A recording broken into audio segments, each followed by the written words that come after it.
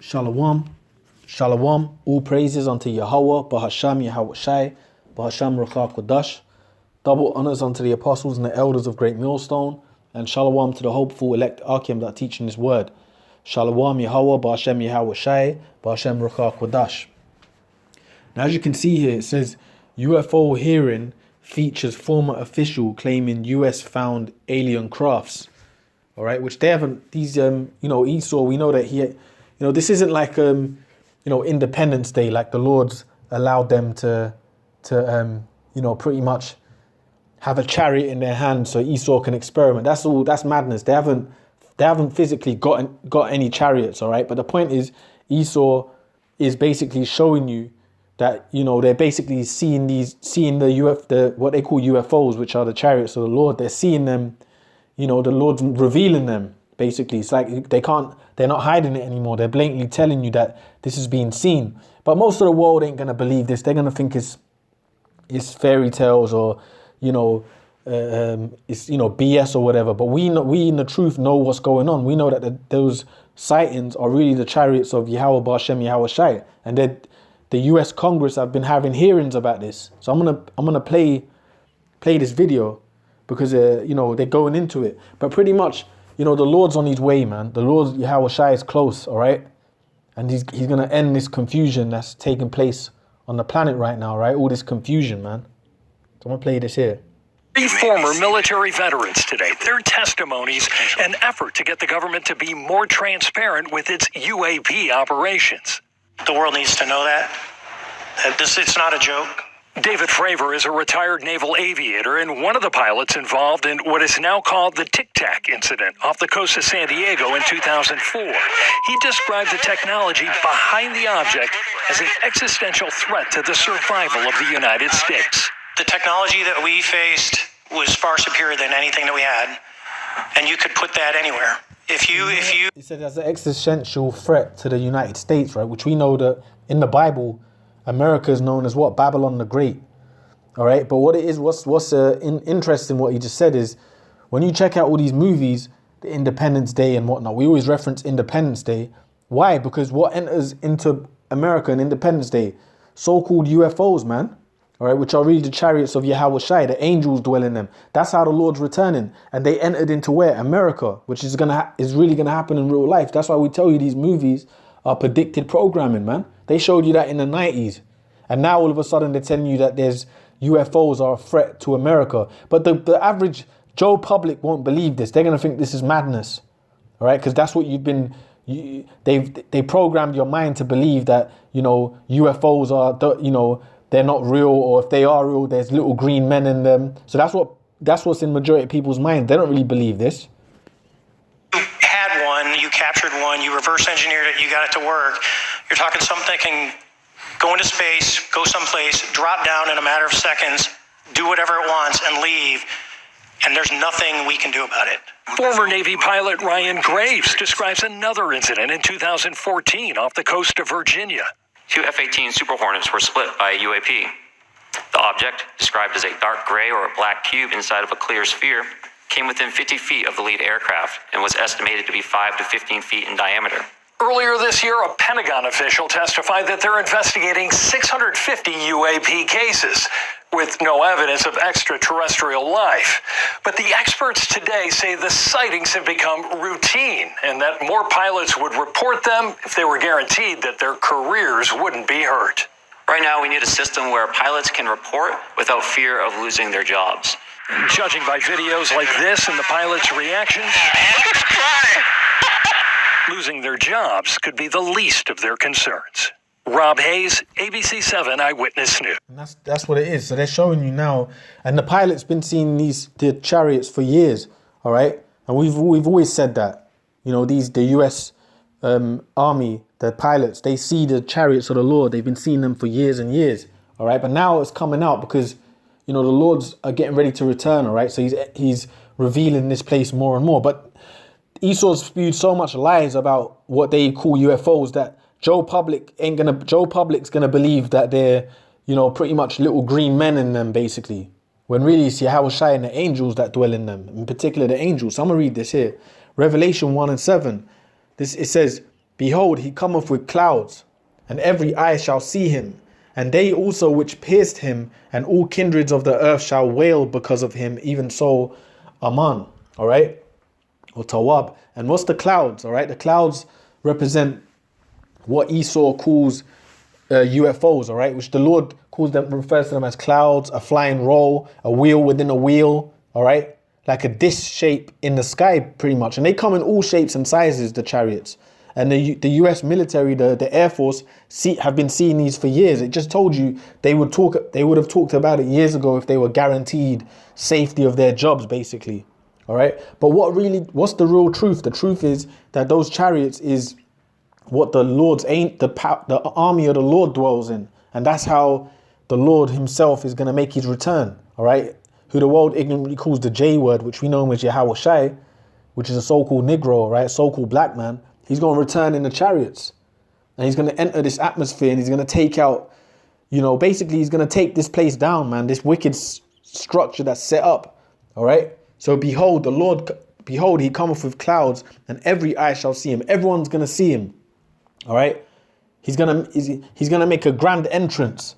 All right. Just like in the film Independence Day, when he returned, when the so-called aliens, what does alien mean? Alien just means foreigner, man. All right, they're foreign to the earth, basically, to this place. That's all that means, an alien. So anyway, when the so-called aliens came in Independence Day, they entered the atmosphere of the earth. All right, and what did they do? Everyone saw them. All right, they entered from desert lands into the cities, into America. They were, in the Independence Day, it shows you that. I think it was like they came from the Middle East first. It showed you like tribes people saw them. Then they went into Washington and all that. So every eye saw them. Where do you think they got that from? The Bible, man. All right. You see, every eye shall see him, man. That's how the Lord's going to return, man. And even when you see the man of steel with General Zod, what did he return in? He returned in a ship from the skies, man. And what did he do? He controlled all the TV, the satellites in the world, and everyone saw through the TV. He made an issue that he's returning to Earth, basically. Where do you think they get these things from, these inspirations? They get it from the scriptures. So behold, he cometh with clouds, referring to Yahawashi, the Lord, and every eye shall see him. Everyone's going to see him. And they also which pierced him, and all kindreds of the earth shall wail because of him, even so, Tawab. All kindreds mean all people. And it said they which pierced him. Who pierced the Lord? When Yahawashi, before he was risen up and taken to the heavens by the Father, right, Yahweh, who pierced the Lord? The Roman centurions, all right? The Romans. So those centurions, which we always say could be top police officials, top military men, they're here on the earth. They're gonna witness his return, all right? And everyone's gonna witness him returning, all right? This is what's happening, and it's funny because these U.S. military men, they're straight up telling you, look, we keep, we're seeing these UFOs, and they just told you now, basically, that they are a threat to the America's safety, basically. Which we know America in the scriptures is Babylon the Great, and they're right for saying that. All right? Isaiah 66:15. For behold, the Lord will come with fire, and with his chariots like a whirlwind, to render his anger with fury, and his rebuke with flames of fire. All right? And that's how the Lord's coming back, because when the chariots return, the so-called UFOs, what they call UFOs, they're coming to do some damage, all right? They're going to destroy the power structure of the so-called white man. All right. And even in the midst of that, you're going to have World War III going on. Nuclear missiles are going to be shot up. There's going to be rioting on the planet, which is already happening now. This is all leading up to the great judgment day of the Lord, man, which is the nuclear missiles, Yahawashi and the angels returning. All right. This is the day we're looking for. Right. And we know that, Lord willing, surely we've got to be close to this, because look what's taking place in the planet. Look what's happening in the world. All right. Everything's in turmoil. Everyone's messed up. The people are waking up to the fact that governments don't care about them. This is all happening. All right. But then at the same time saying that people still, they're voting, they're doing this, they're doing that. They believe in the system still. Esau's making everything digital. It's like, what's the word I'm saying? People are just hopeless, man, on the planet. You don't know what the fuck's going on. And particularly our people, Negroes, Latinos, Native Americans, 2/3 of our people in particular, don't know what the hell's going on. All right. So I'm going to continue with this. It says, so he's going to return with his chariots like a whirlwind. That's the ships. All right. to render his anger with fury and his rebuke with flames of fire. And that's how the Lord's coming. He's coming back angry, man. He's not happy, you know. And us dwelling on the earth, the brothers that believe, we're not happy, man. Look at the society that we're in. Look at the things we have to witness every day. Look at the you know, just the fact that we're just destroyed as a people. That makes you unhappy, man. So the Lord's coming back. He's coming back with that heavenly power, you know, that heavenly anger, man. All right, and he's gonna burn shit up, destroy shit. Esau's power structure is gonna be destroyed. His buildings. The Lord's gonna have the ships and the angels zapping people. People are gonna be getting turned into dust, like War of the Worlds, man.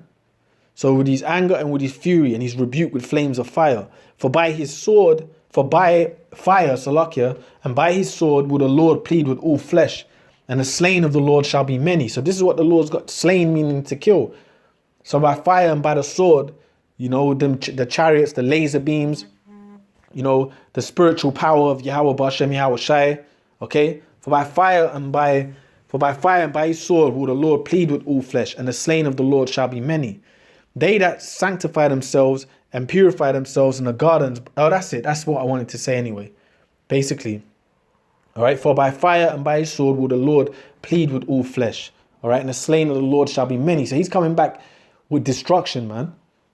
So they, you know, the fact that they're revealing that they're seeing these UFOs, right? That's spiritual, because we know that the Lord's close to returning. And when the chariots come and they enter this atmosphere, they're coming to do some damage, man. Two things the Lord's going to do. He's going to deliver his elect, his believers that have been pushing this word, all right, of Israel, of the nation of Israel, Negroes, Latinos, Native American peoples, right? And then he's going to destroy. So he's going to do two things. He's going to destroy shit, man. He's going to put people to death. All right, this wicked society, people are going to get punishments. It's long overdue, man. All right, because right now in this world, all right, all right, basically in this world, right now in this world, you're seeing pure wickedness, man. That's all you're seeing in this world, all right? You're seeing pure wickedness in this world, man. The evil are prospering. Criminality, murder, people getting away with drugs, people are all on heroin, you know, people are all high on drugs. That's what's being pushed in this world. People are prospering off of, beginning with the international bankers, they're prospering off of misery. So everyone's in a misery state, man, and wickedness exceeds. The more wicked you are, the more you're free to linger around in this society, man. And us brothers that believe, we're tired of that, man. All right. So this is Isaiah 19, Lord willing, and more importantly, the Heavenly Father and His Son are tired of the wickedness. Not us. It doesn't matter about how annoyed we get, man. It's Yahawashi. He's the one that's angry. So this is Isaiah 19:1. The burden of Egypt, behold, the Lord rideth upon a swift cloud. Again, the theme of the clouds, the chariots, the wheel within a wheel, the flying rolls. So the Lord rideth upon a swift cloud, and shall come into Egypt. Egypt representing, meaning America, Babylon the Great. And it's known as Egypt because Egypt, the so-called Negroes, Latinos, Native Americans, we were once in ancient Egypt, right? And what was going on then? We were in bondage. We were in captivity. We were in slavery. What's going on in that? Fast forward to this time that we're in now. What's America? America is nothing but a huge slavery of our people. We're under the laws of the devil, the so-called white man. We're under his authority. We're being oppressed. So the Lord's going to ride into Egypt, coming in with them chariots.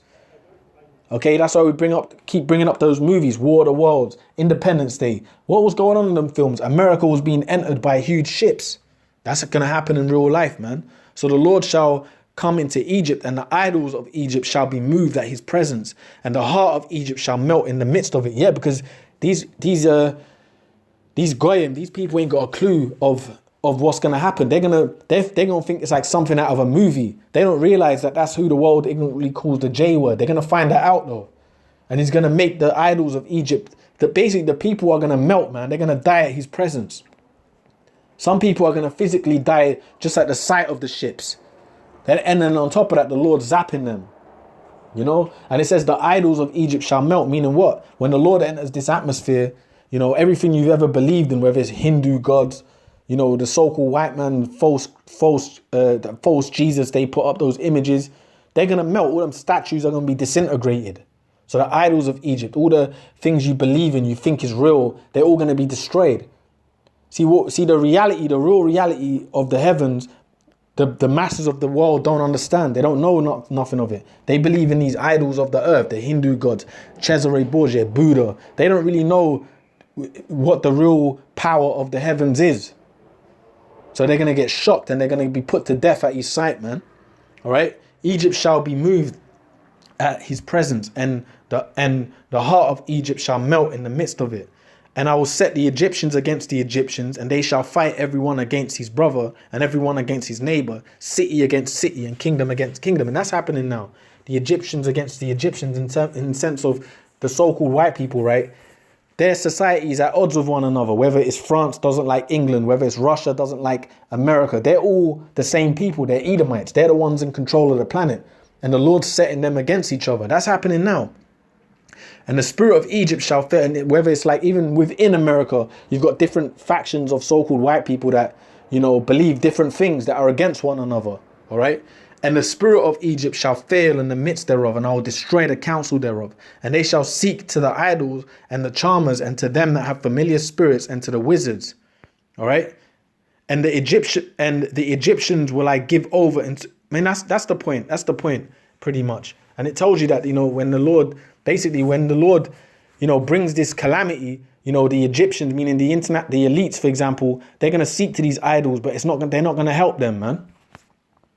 But that's the point. That's the point, basically. The Lord Yahawashi, he's going to come into this atmosphere, all right, with the chariots and destroy this place, man. Set order again, man.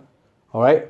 Destroy this wicked world that we live in, this wicked system that we live in, all right? He's going to end it and establish his system, his way of life, all right? Which is going to be through the script, through the laws of the Bible, all right?